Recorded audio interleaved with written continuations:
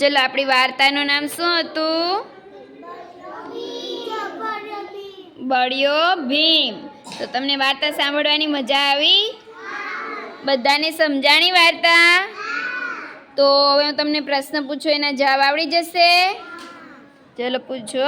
પાંડવો કેટલા હતા? સરસ, પાંડવો 5 હતા. પાંડવો સિવાયના રાજકુમારો શું કહેવાતા? જો પાંડવો હતા, 105 રાજકુમાર હતા, એમાં 5 પાંડવો હતા, તો 100 હતા, એને શું કહેવાતું? Very good. શું કહેવાતું? કૌરવો. કૌરવોને પાંડવોથી કોણ જરાય નહોતો ગમતો? પાંડવો હતા એમને બારો જો કૌરવો હતા ને, એના પાંડવો 5 ભાઈ પાંડવ હતા ને, એમાંથી કોણ ના ગમતો? ભીમ. Very good. ભીમ એને ના ગમતો. પછી દુર્યોધને પાંડવોને શું રમવા કહ્યું? સરસ. શું રમવા કહ્યું? આંબલી પીપળી. આંબલી પીપળી ક્યાં જમીન પર રમાય? ક્યાં રમવાની હોય? હા, સરસ. ઝાડ પર, એક ઝાડ પરથી બીજા ઝાડ પર, એક ડાળીએથી બીજી ડાળીએ, એવી રીતે રમતા હોય. પછી યુધિષ્ઠિર હતો. યુધિષ્ઠિર કોણ હતો?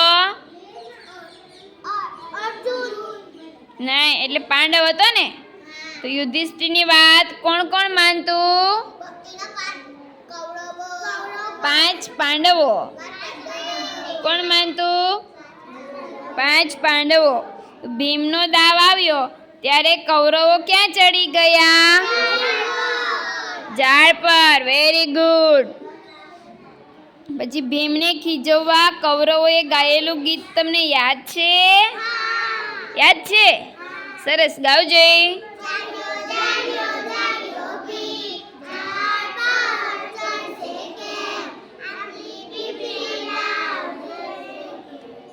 આંબલી પીપળીનો દાવ દેવા અડકશે કેમ?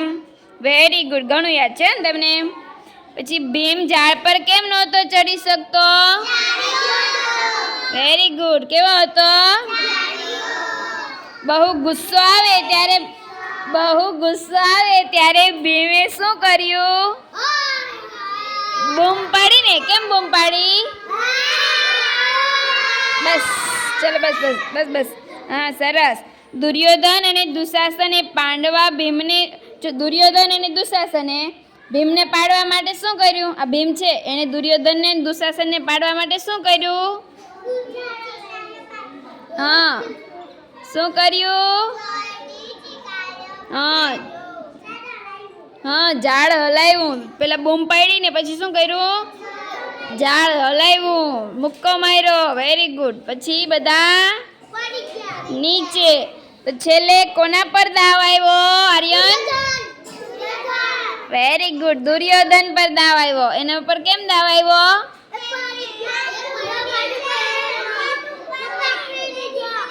હા, એ ઊંધે માથે પડી ગયો અને પછી એને કોને? ભીમે પકડી લીધો, એટલે આઉટ થઈ ગયો ને, એટલે એના પર દાવ આવ્યો. Very good. તમને સરસ વાર્તા સમજાઈ ગઈ ને બધા પ્રશ્નો સરસ આવડી ગયા. ખૂબ સરસ.